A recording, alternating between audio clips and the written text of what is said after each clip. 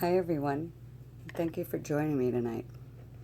I have some things I wanted to talk about. Um, the veterinary wisdom that I think everyone could use about guilt and euthanasia. First off, euthanasia means good death. That's what you gave your pet, a peaceful, painless goodbye.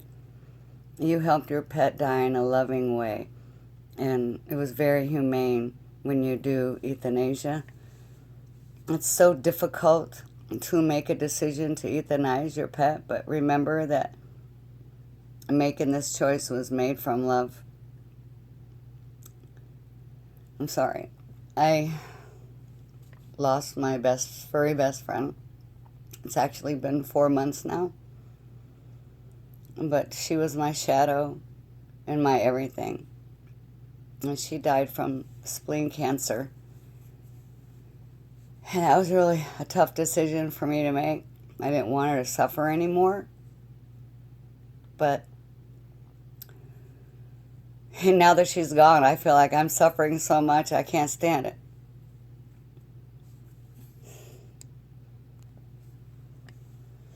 We're human, and us humans make hard choices and mistakes. And we learn from everything that we do in life.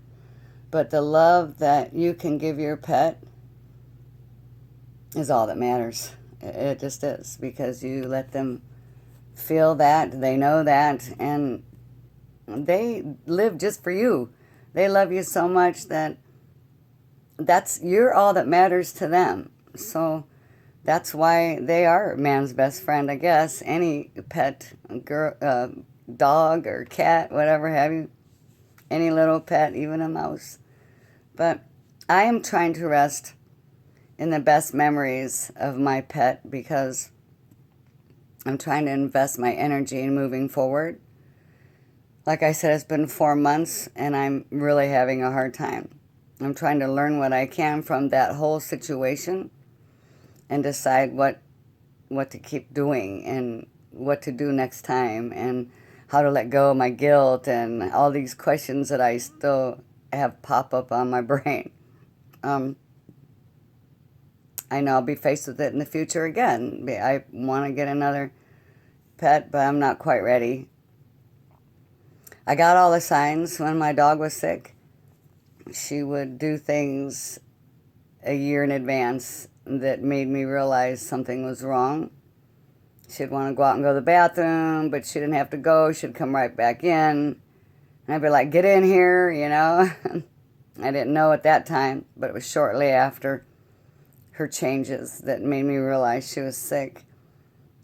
She stopped swimming. She didn't care about certain things anymore. She didn't like to jump down from things, like get down out of the car or off the bed, because it hurt her.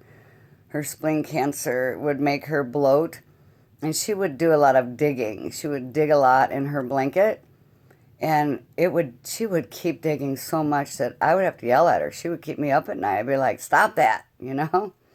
But that's what I regret. I regret yelling at her for that, but it did help her settle. After I yelled at her like that, she decided to just lay down. It wasn't until after she died I realized what that was. I thought about it so hard, and so I hope you guys can keep this in mind if you have a pet that's dying of something internal like that. She probably felt a lump, and she thought the lump was from the blanket. That's why she kept scratching and digging to get comfortable, because when she would lay down, she felt that lump. But it was a lump on the inside pushing up against a muscle or a bone or whatever, and she was just trying to get comfortable. She didn't know. I didn't either at the time. But that's the only thing I can come up with. All that digging. She would shred her blankets, rip her blankets, just trying to get comfortable. Because, like Princess and the Pea, I guess she felt like, her blankets were lumpy.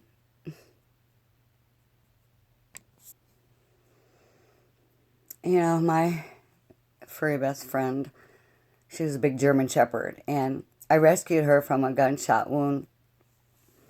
So that was a really expensive surgery, and she spent a lot of time at the hospital because of that. And She hated going there. She hated the smell.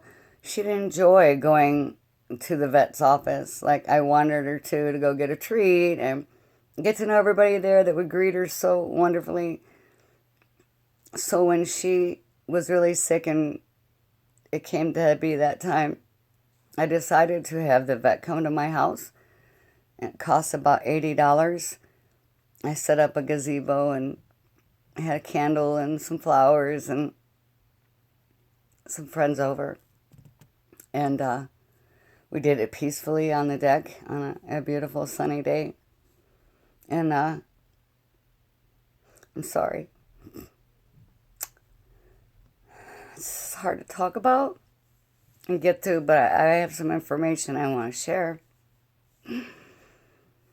The one thing I do regret about when I had her put down was that when they shaved her and getting ready to give her the shot, I was kind of behind her, like holding her from behind.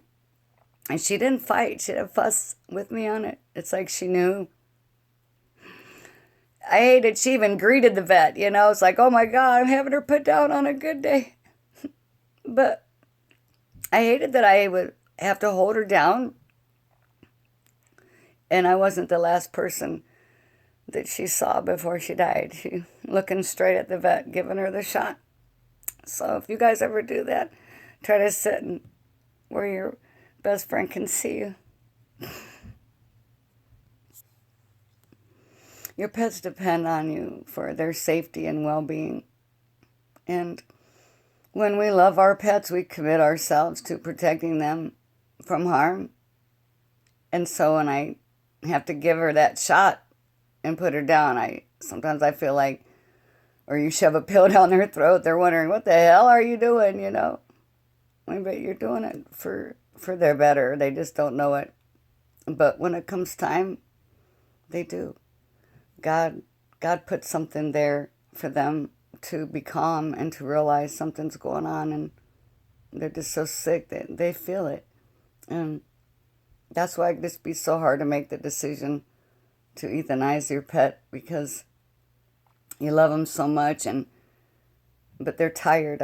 You can tell they get tired and they're ready. But you see, guilt speaks louder than the truth. I have to be honest with myself and remember that disease took my dog, not me.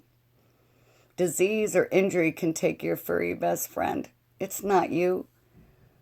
So you have to let go of guilt if you have it.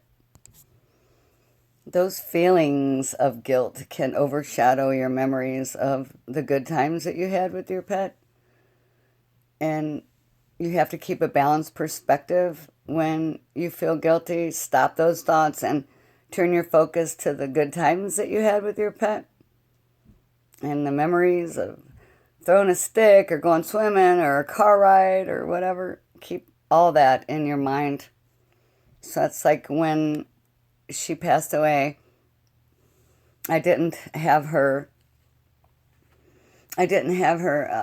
ashes. I didn't go that route.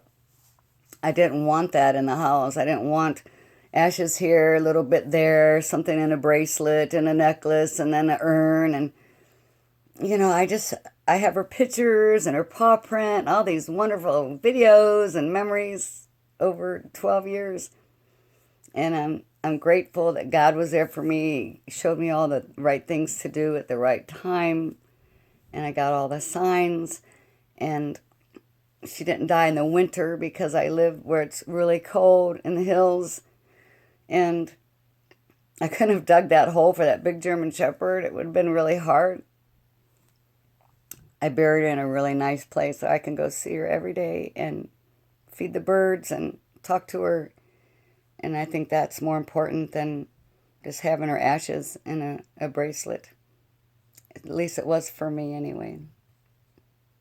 Everybody does things differently, and that was my way of being able to deal with it. I talked to my veterinarian a lot because I had a lot of questions and a lot of guilt. Was it time? Should I have spent more money trying to fix this? Did I do the right thing? Should I prolong it anymore? I don't want to be selfish if she's in a lot of pain, but now that she's gone, I'm in a lot of pain. I really miss her, and you really will miss your pet when they're gone, because they love you. They love you so much. It's like, I feel like they love me more than my kids did. And they depend on you. They need you. They rely on you. They care about you so much. So just do the right thing. And when you have questions, ask your veterinarian, Google stuff, look up stuff. I have a website here for you that you can go look up. This place has great answers. I'll read it to you. See if I can find it.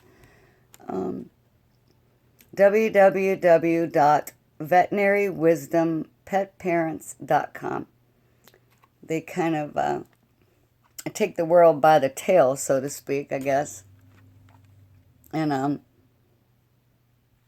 so I hope if you're watching this that you're not getting ready to go through something like this, and I hope it's just for future reference.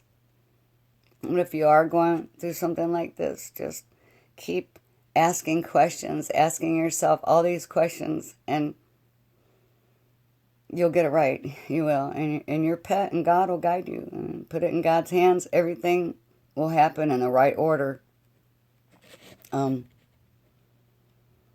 Most of us do the best we can with information that we have or that we get or with the time that we have. And with euthanasia, it's normal to have those questions. Mine kept me up at night. They still do at times. I'm trying to let go. Did I do the right thing? Did I choose the right time? But I had those lingering questions, so that's why I still look stuff up, and I wanted to share with you what I know. Just review facts. But if you're still feeling guilty after you do everything you think you're supposed to do and your pet's gone, like now mine is, and I can't even call her a pet. She was really my family member for so long. So I have strategies. Strategies. You can honor your pet with meaningful actions, like donate time or money in your pet's name and educate others about how to avoid the accident or disease or whatever took your pet's life. Also, you can make 2 columns on a sheet of paper, and on one side list what you feel guilty about, and on the other side list the positive choices that you made for your pet. Push yourself to make the positive list twice as long as your guilt list. That'll be really helpful. And then another way would be to write a letter of apology to your pet and explain the choices that you made and why you made them. Now write a letter to yourself from your pet and describe why your pet chooses to forgive you. Because they do. I hope this video helps anyone out there that's looking for information on euthanasia.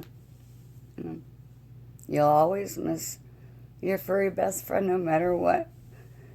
No matter what you ever do in your life, you will always remember your best friend. Thank you for watching. Good night.